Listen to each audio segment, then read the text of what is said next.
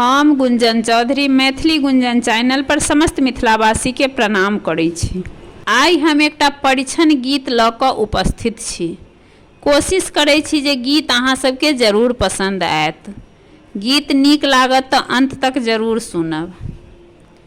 अहाँ केर बाबू दुल्हा बहुत लेलनि गनाए यो रघुवंशी दुल्हा।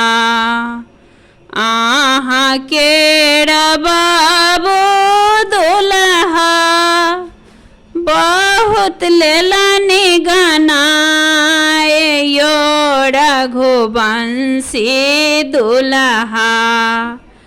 डाला भरी टाका लेलनि गनाए यो रघुवंशी दुल्हा।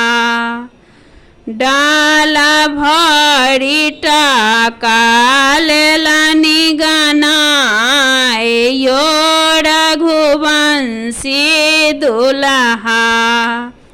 अहाँ केर बाबू दुल्हा बीत बीत बेचबौलनि यो रघुवंशी दुल्हा।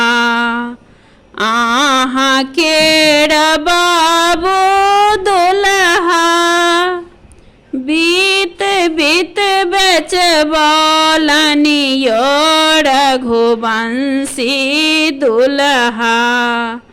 हमरा बाबू के छनि एते कहियाओ यो रघुवंशी दुल्हा।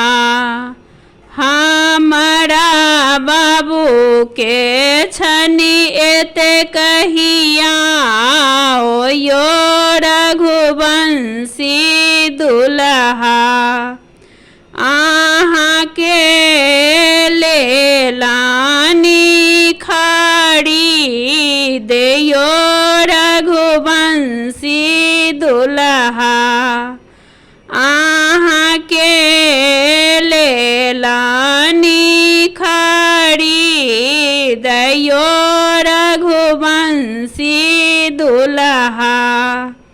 मिथिला में गेलहुँ बिकाए यो रघुवंशी दुल्हा।